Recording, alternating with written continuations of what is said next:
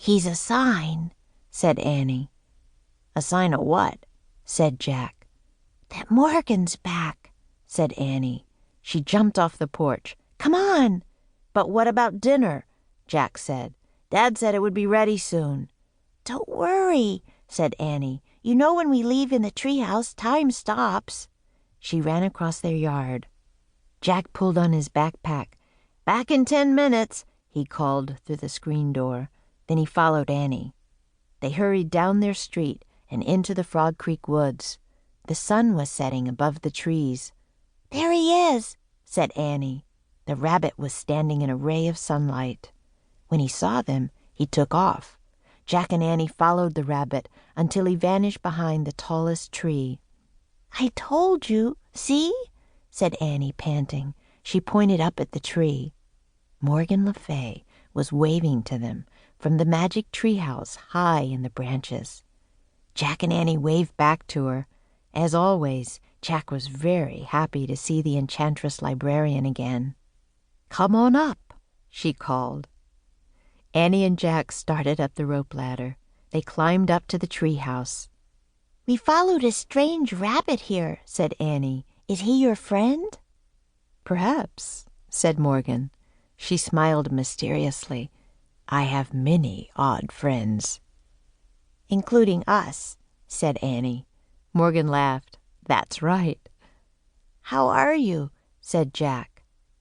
"I'm still having problems with Merlin," said the enchantress, "which leaves me little time to do my real work.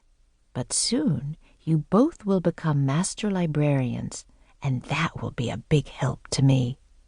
Jack smiled. He was going to be a master librarian who traveled through time and space.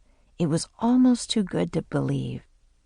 "Are you ready to solve another riddle?" asked Morgan. "Yes," said Jack and Annie together.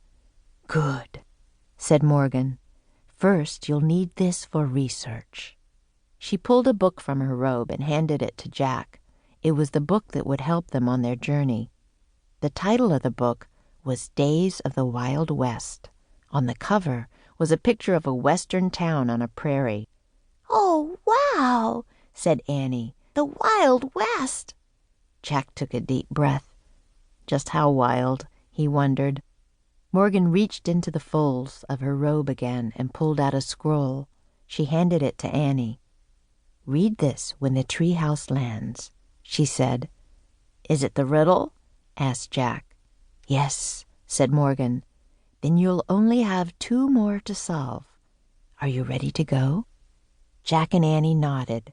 Annie pointed to the picture on the cover of the Wild West book. "I wish we could go there," she said. The wind started to blow. "Goodbye," said Morgan. "Good luck." The treehouse started to spin. Jack squeezed his eyes shut. The treehouse spun faster and faster.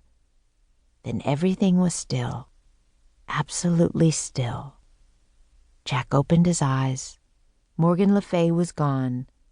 A fly buzzed around his head. Chapter 2.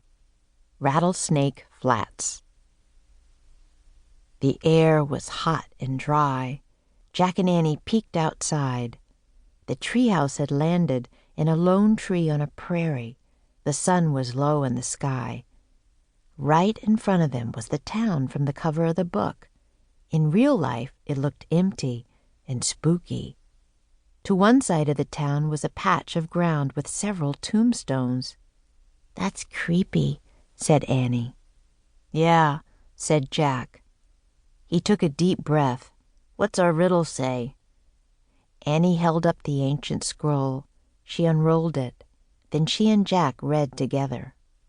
"Out of the blue, my lonely voice calls out to you. Who am I? Am I?" Jack pushed his glasses into place and read the riddle again to himself. "There must be a mistake," he said. "Am I is written twice." "Well, I don't hear any voices now," Annie said as she looked out the window. There were no human sounds at all, only the buzzing of flies and the whistling of the dry wind. "Let's look at the book," Jack said. He opened the book. The pages were yellow with age. He found a picture of the town and read the words beneath it out loud. In the 1870s, Rattlesnake Flats was a rest stop for the stagecoach that carried passengers from Santa Fe, New Mexico to Fort Worth, Texas. When the creek dried up, everyone left. By 1880, it was a ghost town. "Wow, a ghost town," said Annie, her eyes wide. "Let's take a quick look around," said Jack, "so we can leave before dark." "Right," said Annie. "Let's hurry." She started down the rope ladder. Jack put the old book into his pack. Then he followed Annie down the ladder. They stood by the tree and looked about. Tumbleweeds blew across the dry ground. Suddenly something jumped past them. "Yikes!" they both said. But it was just a rabbit, a lone, long-legged rabbit hopping past them. "Hey, he's just like that rabbit we saw at home," said Jack. "Yeah, that rabbit must have been a sign of things to come," said Annie. The rabbit hopped across the prairie and out of sight. "I'd better take notes," said Jack. He reached into his backpack and took out his notebook and pencil. He wrote, "Rabbits with long legs." "What's that sound?" said Annie. "What sound?" asked Jack. "That rattling sound," said Annie. Jack looked up. "What?" he said. "There!" Annie pointed to a rattlesnake. It was about 100 feet away. It was coiled up and rattling. Jack took one look at the snake and ran. Annie ran too. They ran past the graveyard and right into the ghost town.